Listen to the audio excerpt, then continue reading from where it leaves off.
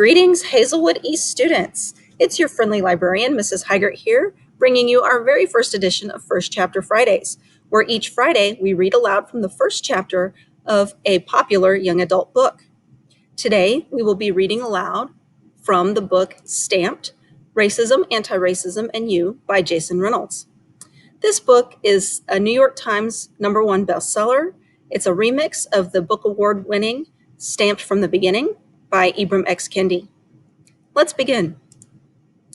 Chapter 1: The Story of the World's First Racist.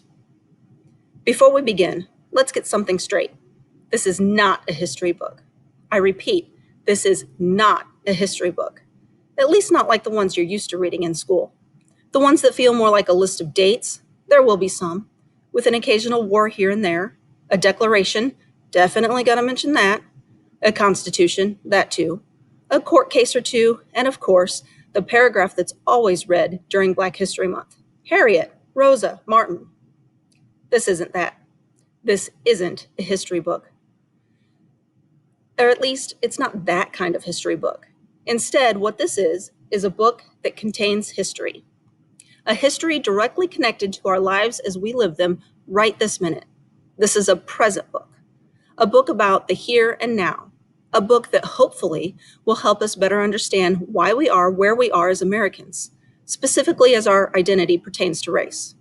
Uh-oh, the R word, which for many of us still feels rated R, or can be matched only with another R word, run. But don't. Let's all just take a deep breath, inhale, hold it, exhale and breathe out. R-A-C-E. See? Not so bad. Except for the fact that race has been a strange and persistent poison in American history, which I'm sure you already know. I'm also sure that, depending on where you are and where you've grown up, your experiences with it, or at least the moment in which you recognize it, may vary. Some may believe race isn't an issue anymore, that it's a thing of the past, old tales of bad times. Others may be certain that race is like an alligator, a dinosaur that never went extinct, but instead evolved. And although hiding in murky swamp waters, that leftover monster is still deadly. And then there are those of you who know that race and, more critical, racism are everywhere. Those of you who see racism regularly robbing people of liberty, whether as a violent stick-up or as a sly pickpocket, the thief known as racism is all around.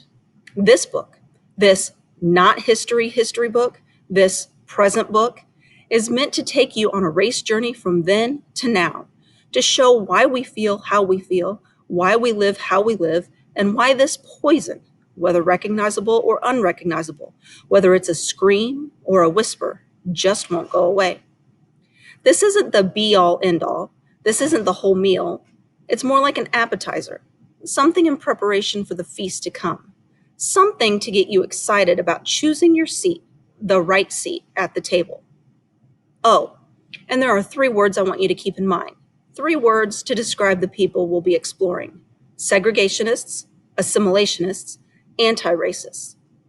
There are serious definitions to these things, but I'm going to give you mine. Segregationists are haters, like real haters, people who hate you for not being like them. Assimilationists are people who like you, but only with quotation marks, like you, meaning they like you because you're like them. And then there are anti-racists.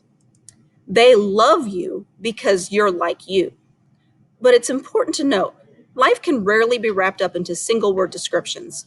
It isn't neat and perfectly shaped, so sometimes over the course of a lifetime, and even over the course of a day, people can take on and act out ideas represented by more than one of these 3 identities.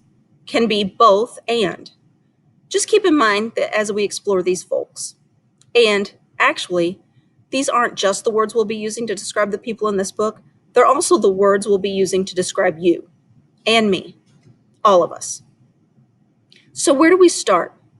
We might as well just jump in and begin with the world's first racist. I know what you're thinking. You're thinking, how could anyone know who the world's first racist was? Or you're thinking, yeah, tell us so we can find out where he lives. Well, he's dead. been dead for 600 years, thankfully. And before I tell you about him, I have to give you a little context. Europe. That's where we are, where he was. As I'm sure you've learned by now, the Europeans, Italians, Portuguese, Spanish, Dutch, French, British, were conquering everyone. Because if there's one thing all history books do say, it's that Europeans conquered the majority of the world. The year is 1415, and Prince Henry, there's always a Prince Henry, convinced his father, King John of Portugal, to basically pull a caper and capture the main Muslim trading depot on the northeastern tip of Morocco. Why? Simple. Prince Henry was jealous. The Muslims had riches, and if Prince Henry could get the Muslims out of the way, then those riches and resources could be easily accessed, stolen. A jack move, a robbery, plain and simple. The take? A bountiful supply of gold and Africans. That's right, the Portuguese were capturing Moorish people who would become prisoners of a war in a war the Moors hadn't planned on fighting but had to survive. And by prisoners, I mean property, human property. But neither Prince Henry nor King John of Portugal was given the title world's first racist. Because the truth is, capturing people wasn't an unusual thing back then, just a fact of life. That illustrious moniker would go to a man named neither Henry nor John, but something way more awesome, who did something not awesome at all. Gomez Ines de Zurara. Zurara, which sounds like a cheerleader chant, did just that. Cheerleaded? Cheerled? Whatever. He was a cheerleader. Kind of. Not the kind who roots for a team and pumps up a crowd, but he was a man who made sure the team he played for was represented and heralded as great. He made sure Prince Henry was looked at as a brilliant quarterback making ingenious plays, and that every touchdown was the mark of a superior player. How did Zurara do this? Through literature, storytelling. He wrote the story, a biography of the life and slave trading of Prince Henry. Zurara was an obedient commander in Prince Henry's military order of Christ and would eventually complete his book, which would become the first defense of African slave trading. It was called The Chronicle of the Discovery and Conquest of Guinea. In it, Zurara bragged about the Portuguese being early in bringing enslaved Africans from the Western Sahara Cape and spoke about owning humans as if they were exclusive pairs of sneakers. Again, this was common, but he upped the brag by also explaining what made Portugal different from their European neighbors in terms of slave trading. The Portuguese now saw enslaving people as missionary work, a mission from God to help civilize and Christianize the African savages. At least, that's what Zurara claimed. And the reason this was a one-up on his competitors, the Spanish and Italians, was because they were still enslaving Eastern Europeans, as in white people, not called white people back then. Zurara's ace, his trick shot, was that the Portuguese had enslaved Africans, of all shades, by the way, supposedly for the purpose of saving their wretched souls. Zurara made Prince Henry out to be some kind of youth minister canvassing the street, doing community work, when what Prince Henry really was more of a gangster, more of a shakedown man, a kidnapper getting a commission for bringing the king captives.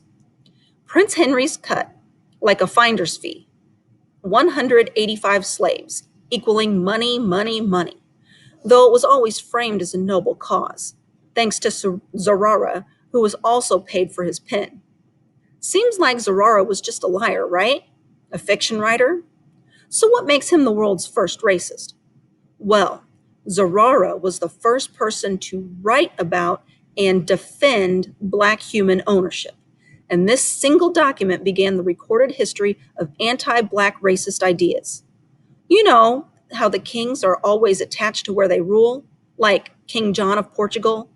Well, if Gomez Ines de Zurara was the king of anything, which he wasn't, he would have been King Gomez of racism. Zurara's book, The Chronicle of the Discovery and Conquest of Guinea, was a hit. And you know what hits do, they spread. Like a pop song that everyone claims to hate, but everyone knows the words to, and then suddenly no one hates the song anymore, and instead it becomes an anthem. Zorara's book became an anthem, a song sung all across Europe as the primary source of knowledge on unknown Africa and African peoples for the original slave traders and enslavers in Spain, Holland, France, and England. Zorara depicted Africans as savage animals that needed taming. This depiction over time would even begin to convince some African people that they were inferior, like Al Hassan ibn Muhammad al Wazan al Fazi, a well educated Moroccan who was on a diplomatic journey along the Mediterranean Sea when he was captured and enslaved. He was eventually freed by Pope Leo X, who converted him to Christianity, renamed him Johannes Leo. He later became known as Leo Africanus, or Leo the African, and possibly commissioned him to write a survey of Africa. And in that survey, Africanus echoed Zurara's sentiments of Africans, his own people. He said they were hypersexual savages, making him the first known African racist. When I was growing up, we called this drinking the Kool-Aid or selling out. Either way, Zurara's documentation of the racist idea that Africans needed slavery in order to be fed and taught Jesus, and that it was all ordained by God, began to seep in and stick to the European cultural psyche. And a few hundred years later, this idea would eventually reach America. Thank you for listening, Hazelwood East students. I hope you enjoyed our first ever edition of First Chapter Fridays and hope you will join us again next week. Thank you.